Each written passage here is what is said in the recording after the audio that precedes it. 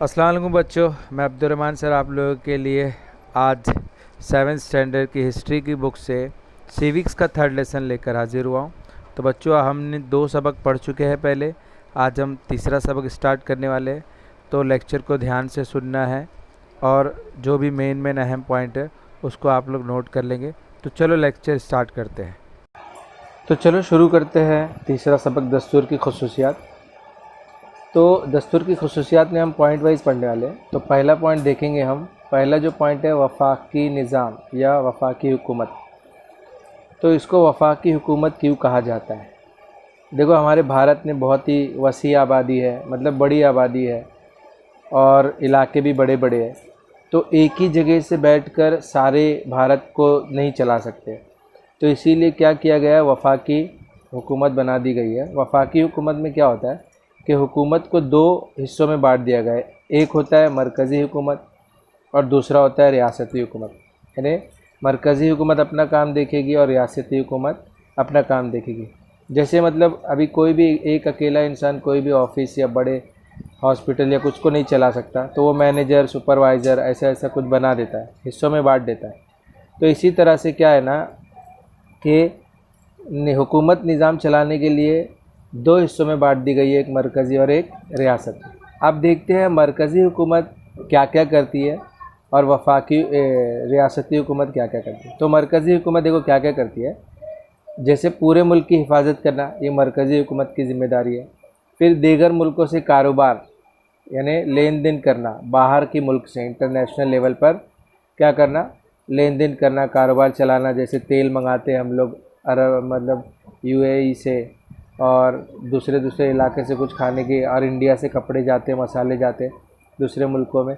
तो इस तरीके से मतलब ये चलाना भी मतलब मरकज़ी हुकूमत की ज़िम्मेदारी है। फिर मुल्क में अमन व अमान कायम रखना, यानी झगड़े जब हो रहे हैं, दूसरे मुल्क का हमला हो रहा है कुछ, जैसे अभी चीन का हो रहा है, तो ये सारी ज़िम्मेदारी मरकज़ी हुकूमत पर आती है। मरकज़ी हुकूमत को ये सारे संभालने पड़ते हैं। अब बात आती है रियासती हुकूमत।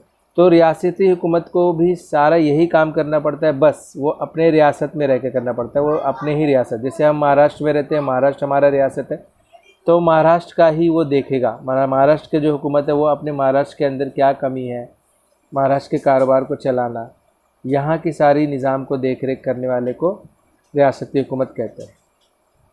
तो अब हम लोग तारीफ़ देखेंगे। वफाकी हुकूमत की एक तारीफ़ दी गई है अपनी किताब में। देखो लिखा है, 2 सतहों पर आपसी तालमेल के साथ, 2 सतहों पर यानी एक मरकज़ी सतह और एक रियासती सतह, इन दोनों के आपसी तालमेल के साथ मुख्तलिफ़ मौज़ूआत पर कानून साजी करके हुकूमती अमूर चलाने के निज़ाम वफाकी निज़ाम कहते हैं। ये इसकी तारीफ़ हो गई है। अब हम लोग देखने वाले हैं ना कि इख्तियारात कैसे बांटे गए, इख्तियारात की तकसीम कैसे की गई है, ये हमारा नया पॉइंट है।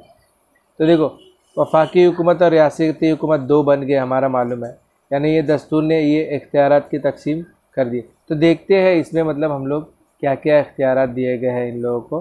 तो इसको 3 हिस्सों में बांटा गया है, यानी इसकी फ़हरिस्त दी गई है, 3 फ़हरिस्त।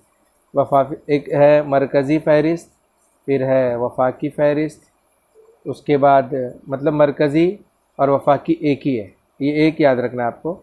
उसके बाद आपको रियासती मिलेगा और उसके बाद मुश्तरका मतलब दोनों मिला के। तो देखो मरकज़ी फ़हरिस्त में क्या होता है, मरकज़ी फ़हरिस्त में जो दिए गए ना कुल 97 मौज़ूआत है, यानी 97 मरकज़ी हुकूमत को काम दिए गए, ये ऐसा करना आपको।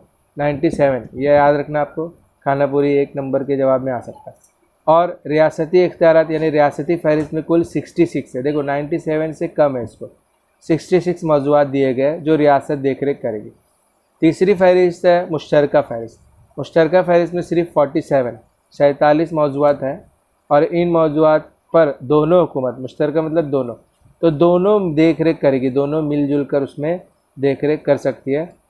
ये 3 फ़हरिस्त आपके सामने बताए गए हैं जो तकसीम की गई है बांटने मतलब मौज़ूआत देखने के लिए। तो ये 3 तरीके से है। और कुछ होते हैं एकदम ख़ास जो मतलब तीनों से अलग होके आ गया, जिन्हें न मरकज़ी में आ रहा है और ना वफाकी में आ रहा है और ना मुश्तरका में आ रहा है, कुछ नया आ गया, तो भी उसको वो वफाकी यानी मरकज़ी हुकूमत ही देखेगी, उसको खुसूसी इख्तियार कहा जाता है। ये आपके बुक में दिया है। उसके बाद देखते हैं हम लोग कौन से मौजूआत किसके पास है, यानी मौजूआत बांटे गए तो कौन से मौजूआत किसके पास है। तो पहला है वफाकी हुकूमत के पास मौजूआत, तो दफ़ा करना वही मतलब जंग से बचाना ये सब। फिर खारजा अमूर, खारजा करना किसी चीज़ को, नहीं चल रहा है अपने मुल्क में, सक्सेस नहीं हो रहा तो उसको खारिज कर देना। फिर जंग और अमन, करेंसी यानी पैसा, बैनुल अक़वामी तिजारत यानी इंटरनेशनल लेवल पे बिजनेस करना, ये सारे वफाकी हुकूमत के पास मौजूआत है। दूसरा है रियासती का, देखते हैं रियासती हुकूमत के पास क्या क्या मौजूआत है। तो है ज़राअत, पहला इसका ज़राअत दिया हुआ है। ज़राअत में मतलब भाई खेती बाड़ी, अपने अनाज का ये सब, नज़्म व नस्क। फिर मुकामी इंतज़ामिया, मुकामी मतलब सिर्फ उसी रियासत का, जिस रियासत के हुकूमत चला रहे वो उसी रियासत, जैसे महाराष्ट्र हो गया, तमिलनाडु हो गया, कर्नाटक हो गया, ये सब। उसके बाद सेहत, वो अपने रियासत का देखेगा। फिर जेल इंतज़ामिया, ये सारे इसके पास दिए गए मौजूआत। फिर दोनों हुकूमतों के पास, नंबर 3 है, दोनों हुकूमतों के पास मुश्तरका मौजूआत क्या है। तो रोज़गार देना, दोनों हुकूमत रोज़गार देने का। फिर माहौलियात, माहौल सही करने का, माशी और समाजी मनसूबाबंदी, माशी तरक्की, समाज की तरक्की, ये सारे मनसूबाबंदी। इनफरादी कानून साजी, यानी कोई अलग तरीके पे कानून साजी तैयार करना। और तालीम की ज़िम्मेदारी, ये दोनों हुकूमत के पास है कि नहीं, कोई अकेला थोड़ी ना देखेगा तालीम वालीम का, दोनों के पास। अब हमारा जो अगला पॉइंट है वो है मरकज़ के ज़ेर इंतज़ाम इलाके, यानी मरकज़ के पास कौन कौन से इलाके हैं। तो हमको पता है कि भारत जो है वो एक वफाकी मुल्क है, वफाकी इंतज़ाम चलाता है। तो हुकूमत जो है वो 28 रियासतें हमारे इधर और 9 मरकज़ के ज़ेर इंतज़ाम इलाके हैं, यानी 28 रियासत और 9 मरकज़।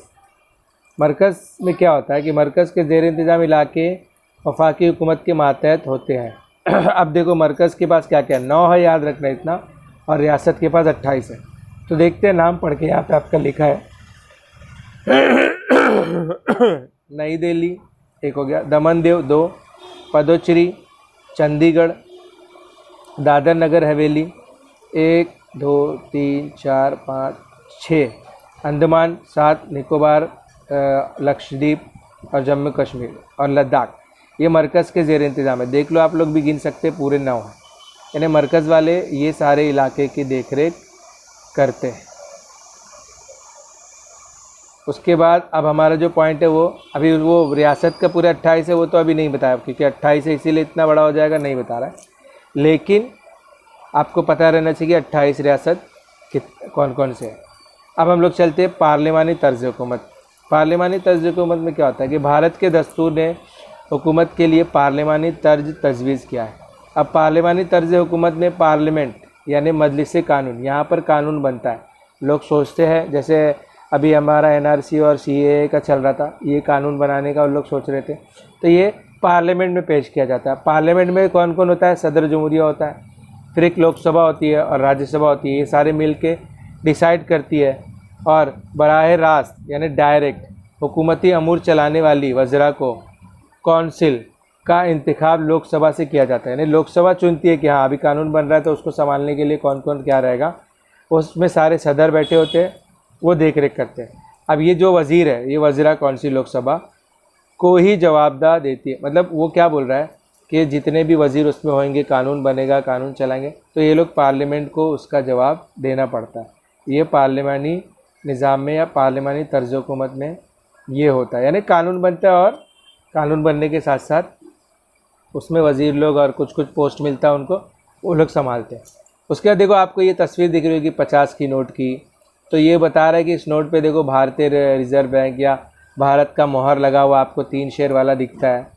उसके बाद ये मतलब ये पूरा संभालती है, बताना चाह रहा है कि ये मतलब वो मरकज़ी हुकूमत देखती है नोट का। फिर देखो आपको ये महाराष्ट्र पुलिस दिखा रहेगा, आपके पुलिस के साइड में लिखा भी रहता है हिंदी में MAPA यानी महाराष्ट्र पुलिस, तो ये महाराष्ट्र के इंतज़ाम में रहता है। हर इलाके के अपने अपने, कर्नाटक के अपने पुलिस, पंजाब के अपने पुलिस। और देखो एक भारतीय रेलवे, भारतीय रेलवे जो होता है ये पूरा मरकज़ी इंतज़ाम के मतलब नज़र में होता है, मरकज़ी इसको देखते हैं। चलो अब हम जाते हैं अगले पॉइंट की तरफ, जिसका जो नाम है आज़ाद अदलिया। तो देखो भारत में आपको पता है कि अदालत होती है और वो किसी के सपोर्ट में मतलब सबूत देखकर वो लोग क्या करते हैं, फैसला सुनाते हैं। तो अभी देखते हैं इसमें क्या है कि भारत के दस्तूर ने आज़ादाना निज़ाम इंसाफ कायम किया है, यानी कोई गरीब और अमीर नहीं देखना चाहिए, बस इंसाफ होना चाहिए, ये बताता है। جب تنازعات آپسی بات چیت سے حل نہ ہو سکے اس صورت میں لوگ انصاف حاصل کرنے کے لیے کہاں جاتے ہیں؟ عدالت جاتے ہیں۔ عدالت دونوں فریقوں کی بات سن کر فیصلہ کرتے ہیں۔ آپ نے فلموں میں دیکھا ہوگا یا کسی سے سنا بھی ہوگا کہ جب لوگ آپس میں جھگڑے ہو جاتے ہیں، کچھ ہو جاتا ہے پراپرٹی کو لے کے، گھر کو لے کے، تو پولیس کو بلاتے ہیں، پھر پولیس والے تھے کہ یہاں نہیں ہو پائے گا، آپ کا کورٹ میں جانا پڑے گا، جو ہم کورٹ سنتے ہیں یہاں پہ، تو وہ کورٹ یعنی عدالت۔ تو عدالت دونوں فریقوں کا بات چیت سنتی ہے، پھر فیصلہ کرتی ہے، جس کے پکش میں صحیح رہتا ہے اس کو فیصلہ سنا دیتی ہے۔ تو یہ ہو جاتا ہے ہمارا آزاد عدلیہ۔ اور اس میں وہ ججوں کا تقرر حکومت نہیں بلکہ صدر جمہوریہ کرتا ہے، یعنی اس میں جو جج ہوتے ہیں وہ صدر کرتا ہے، صدر جمہوریہ۔ ججوں کو آسانی کے ساتھ ان کے عہدے سے برطرف نہیں کیا جا سکتا، مطلب ججوں کو ہم نکال نہیں سکتے، اپنی طرف سے دیکھ داکھ کر نکالنا پڑتا ہے۔ اور جج بننے کے لیے کیا کیا شرائط ہے؟ تو وہ بھارت کا شہری ہونا چاہیے، واحد شہری۔ بھارت کے دستور میں ایسا لکھا ہے کہ وہی شہری مطلب بن سکتا ہے جج جو بھارت کا ہو، واحد بھارت کا ہی ہونا چاہیے۔ اور اب ہم پڑھنے والے دستور میں تبدیلی کا طریقہ، یعنی دستور کے اندر بھی دیکھو تبدیلی کر سکتے ہیں۔ ہم کو لگ رہا ہے کہ اس میں کچھ تبدیلی لانا ہے، سرکار کو لگ رہا ہے کہ تبدیلی لانا ہے، تو وہ لوگ ایک میٹنگ بٹھاتے ہیں، اور وہ میٹنگ بیٹھنے کے بعد کیا ہوتا ہے، میٹنگ والے لوگ ڈیسائیڈ کرتے ہیں کہ ہاں یہ قانون ڈال رہے ہیں، یہ تبدیلی کرنا ہے، یہ ترمیم کرنا ہے۔ اور یہ ایک دم مطلب آسان نہیں ہے، بہت مشکل رہتا ہے تبدیلی کرنا، لیکن بات چیت کے ذریعے، میٹنگ کے ذریعے یہ سارے لوگ کیا کرتے ہیں؟ تبدیلی کرتے ہیں۔ اس کے بعد ہمارا نیا ٹاپک آتا ہے الیکشن کمیشن۔ الیکشن کمیشن جو ہے کیا کام کرتی ہے؟ آپ نے الیکشن کمیشن کے بارے میں اخبار میں پڑھا ہوگا کہ بھارت جو ہے جمہوری ملک ہے، اور یہاں پہ ہر 5 سال میں الیکشن ہوتے ہیں، پھر نئے پی ایم سی ایم یہ سب چنے جاتے ہیں، نئے نئے نیتاؤں کو لایا جاتا ہے۔ تو الیکشن کمیشن کیا کرتی ہے کہ یہ سارے انتظامات کراتی ہے، یعنی نمائندے جب انتخاب ہوتے ہیں تو یہ سارے دیکھ ریکھ کرنا، یہ سارا کام کیا ہوتا ہے؟ الیکشن کمیشن کا ہوتا ہے۔ یعنی کیا بول رہا ہے کہ بھارت ایک جمہوری ملک ہے، اس لیے عوام کو ایک مخصوص مدت کے بعد دوبارہ اپنے نمائندے منتخب کرنا ہوتے ہیں۔ اس مقصد کے لیے انتخابات منعقد کیے جاتے ہیں، اور ان انتخابات کا انعقاد کھلے اور آزادانہ ماحول میں ہونا ضروری ہوتا ہے۔ اسی وقت شرح اپنے الیکشن کمیشن پر ہوتی ہے۔ تو ہمارے دستور میں جو ہے بہت سارے ایسے مطلب پوائنٹ دیے ہوئے ہیں۔ تو الیکشن کمیشن جو ہے مطلب وہ دیکھ ریکھ، مطلب کیا ہے کہ وہاں جہاں پر الیکشن ہو رہا ہے اس جگہ پر کوئی بھی جھگڑا یا کچھ دوسری باتیں، چیٹنگ جیسی چیزیں یہ سب نہ ہو، یہ ساری چیز الیکشن کمیشن کی ذمہ داری ہوتی ہے، دیکھ ریکھ کرنے کی ذمہ داری ہوتی ہے۔ اس سبق میں ہم لوگ اتنا ہی پڑھنے والے ہیں، اور اب ہم لوگ اس تینوں سبق کے سوال جواب کریں گے، مطلب اگلے لیکچر میں سوال جواب بتاؤں گا۔ ابھی ہم 3 سبق پڑھ چکے ہیں سیوکس کے، پھر سوال جواب ہونے کے بعد پھر آگے کا پڑھیں گے۔ میں عبدالرحمن سر آپ لوگوں کے لیے لیکچر لے کے آتا رہوں گا۔ السلام علیکم۔ آپ لوگوں کو کچھ بھی اگر کمی لگ رہی ہے تو آپ لوگ کمنٹ میں لکھ کر بتا سکتے ہیں۔